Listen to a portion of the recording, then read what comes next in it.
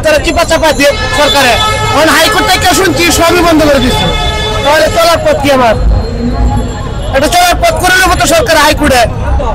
সরকারে যদি হাইকোর্টে দিচ্ছে, হাইকোর্টে তো আমরা ব্যবস্থা করে দিব যে তুমি এভাবে চলো গা, বাধা দেওয়া যাক বা এটা বন্ধই থাক। আমার টাকার কি এবার আমার কি হইব? আমি শুধু এই অবস্থানে গিয়ে আইসি এই জায়গায় হইয়া না। আমি গাড়ি চালাইতাম, সংসারে 1500 যাই পাইতাম, সংসারে খাওয়া দাওয়া করা, বাজারে যে দর, বাজারে গেলে তো মাথা এমনি নষ্ট হয়ে যায়। ফুটপাথের থেকে কিছু কিনে এনে সংসার চালানি লাগে। তখন আমরা চলার পথ কি?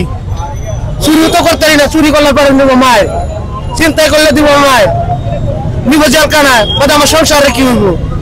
আমি তো এই চিন্তা করে আচ্ছা যাই হোক সরকার আইসে, গাড়ি ঘোড়া চলতেছে, তা আমি একটা কিনা চালাই, কিস্তি দিতে তাই আমার মাঠ গেছে 7000 টাকা কিস্তি, সব কিস্তি হয়ে গেছে, এই কিস্তি কারা দিব? আপনি একটু জানিয়ে শুনে আসেন কেমন নাই, ঠিক আছে? কর্মসংস্থান খুঁজে দেন, এটা আপনি উঠাই দেন, তাহলে বুঝবেন যে আপনারা দেশকে ভালোবাসেন, দেশের জনগণকে ভালোবাসেন।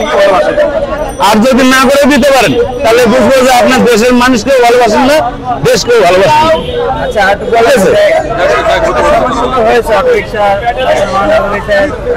মহানগরীতে সমাধানের পথটা আমি মনে করি এই দেশে যে অটো রিক্সাগুলো আছে তারা মেইন রোডে চলবে না। মানে মোট কথা এই ঢাকা মহানগরীর ভেতরে যে অটো রিক্সাগুলো আছে, আমি মনে করি যে এখন তো অফিস টাইম যে সময়টা আর কি সকাল 9টা থেকে রাত 8টা পর্যন্ত অফিস চলাচল হয় আর কি।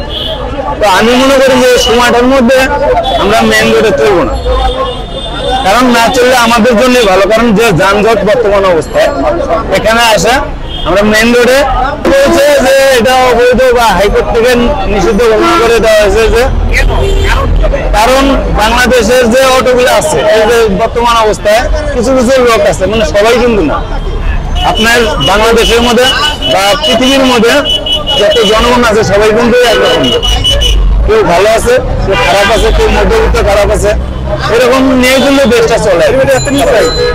এখন এই যে লোকগুলা আপনার অপরাধ করবেন, অপরাধের সাজাও আছে, তাই বলে একজন অপরাধ করবে 10 জনকে নিয়ে যে সাজাটা দেবেন এটা কিন্তু আসলে আমার বিবেকে হয় না, ঠিক আছে? একজন অপরাধ করবে, তার অপরাধের সাজা আপনি দেবেন, কিন্তু 8-10 জন অপরাধ করেন আপনি তাকে সাজা দিতে পারেন।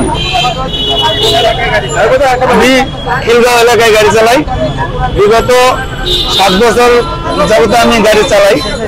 এই 7 বছরের মধ্যে তার আগে আমি 18 বছর গাড়ি চালাই, সব জায়গায় অ্যাক্সিডেন্ট করে অনেক, এই অটোর দ্বারা অনেক লোক মারা যাচ্ছে।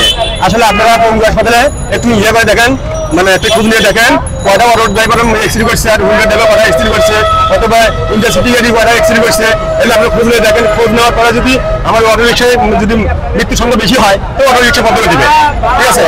আমরা হাসপাতালে আমরা সাংবাদিকরা যেটা আমরা খবরে দেখেছি, সারা বাংলা ঢাকা শহরে অনেক আহত হয়েছে, গাড়ি অ্যাক্সিডেন্ট হয়েছে, আমরা খবরে এটা দেখেছি। অনেক হ্যাঁ, এটা তো মনে হয় আমি তো অনেকদিন গাড়ি চালাই, আমি তো দেখিনি, আমি তো দেখিনি।